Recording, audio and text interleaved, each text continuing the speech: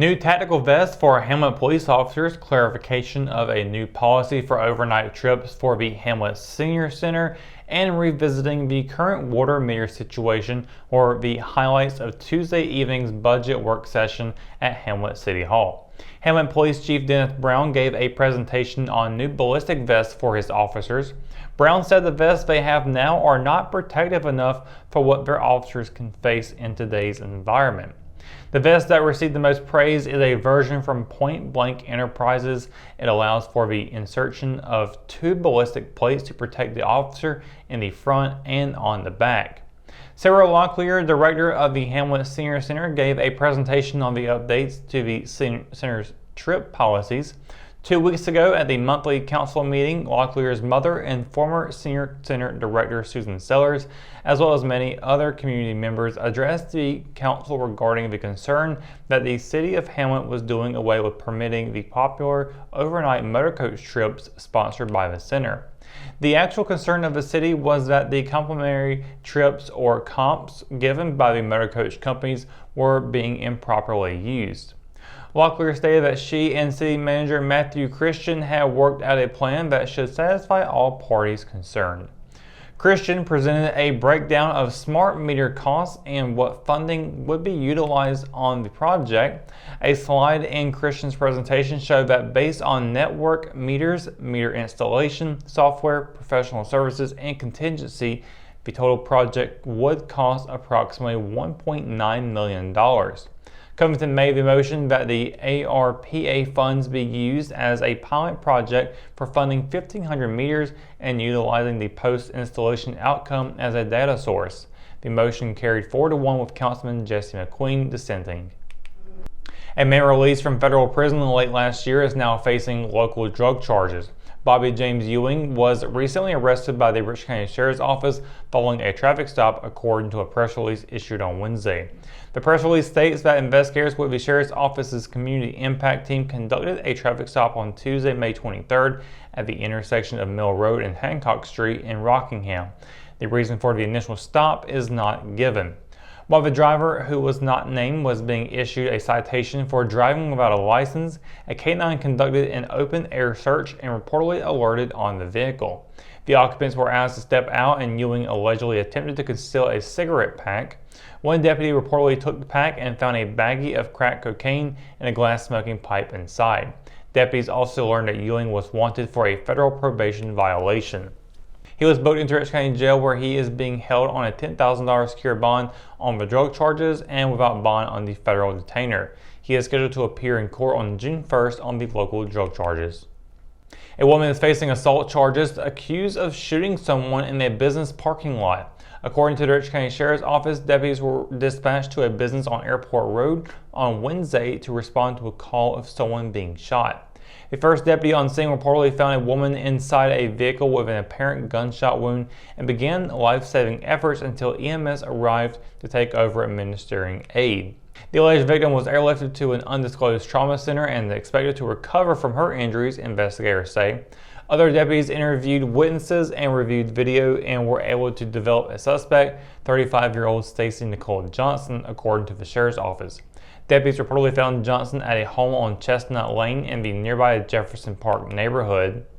Johnson was arrested and charged with 1 count each of assault with a deadly weapon with intent to kill, inflicting serious injury, and assault by pointing a gun. She was booked into Richmond County Jail, where she is being held on a $250,000 secured bond. The Richmond County Sheriff's Office has filed charges against another suspected drug dealer.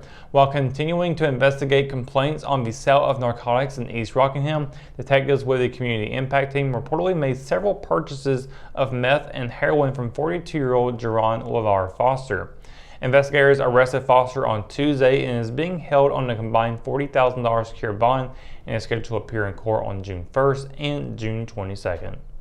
When we return, we'll get your live at 5 weather report as coming up after the break, so stay tuned. Hometown heroes? Well, maybe. When it comes to backyard comfort and no pesky mosquitoes, call Brown Termite and Pest Control at 910-895-6410 or 910-276-8870. Their team of superheroes can take back control of your paradise. That's 910-895-6410 today. McNair Auto Sales is the place to buy your pre-owned car, truck, or van. To be the best, it takes big selection, friendly staff, and great pricing. We guarantee a no-hassle buying experience, and financing is available right on site. So come see us today. We're located at 1026 East Broad Avenue in Rockingham. And remember, with over 40 years of experience, you know McNair is the name you can trust. At Richmond County Hospice, we strive to provide high-quality care to our patients and their families. Whether it's the incredible hospitality at the Haven House or from the comfort of your own home, you can count on Hospice to be there for you. We also offer monthly grief support groups, and our chaplain will be there to hold your hand in prayer. Through our amazing staff and our volunteers, Hospice has made difficult times easier for our community. Call the number on your screen if you feel that you or your loved one may benefit from our services. Richmond County Hospice. Peace, comfort, dignity. And welcome to your Live 5 Weather Report, County. Hope you're having a wonderful day on this Thursday. So far, so good. Overall, nice weather we're having with temperatures hanging out in the 70s for most of the day, and we've had a lot of cloud coverage, so not been too terribly warm, especially when we've considering what we had the past couple of weeks ago.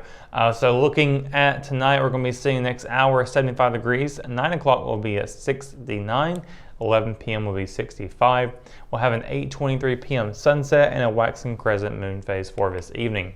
Looking at the forecast for tomorrow, more cloudy weather along the way, and we'll continue to see low 70s for the area across the region. Cumberland County a high of 72, low of 55. Hope County just 1 degree cooler on the low. Robeson County a high of 71 and a low of 56, with Scotland at a high of 73 and a low of 55. Up in Moore County, a high of 71 and a low of 53, with Richmond County seeing a high of 72 and a low of 55. Same for our neighbors to the west in Anston County and down south in Marlboro, a high of 73 and a low of 55. Now looking at the 7-day forecast, we do still have a lot of rain chances popping up for the weekend. Friday, still looking dry though, high of 72, low of 55. Saturday, beginning Memorial Day weekend, 80% chance of rain, high of 62 and a low of 53. Not quite the Memorial Day weekend we usually expect, where it's going to be a hot one. We're going to be seeing a lot of rain though for it, so if you had intentions of going outside and maybe getting to a swimming pool or out to the river perhaps, we don't have to go do that because you can just stand outside and get rained on. That should be a lot of fun. Yeah, no, it actually sounds really terrible. But Sunday, high of 65, low of 55 with a 7% chance of rain. Memorial Day Monday looking pretty solid for 3 days, high of 73, low of 56. Tuesday, a high of 75, low of 60 with cloudy skies there as well. Looking at partly cloudy weather for Wednesday at a high of 78 and a low of 60. And then we're back in the 80s on next Thursday, high of 82, low of 59 with sunny skies. So that's going to do it for your Live 5 Weather Report and for tonight's edition of Live at 5.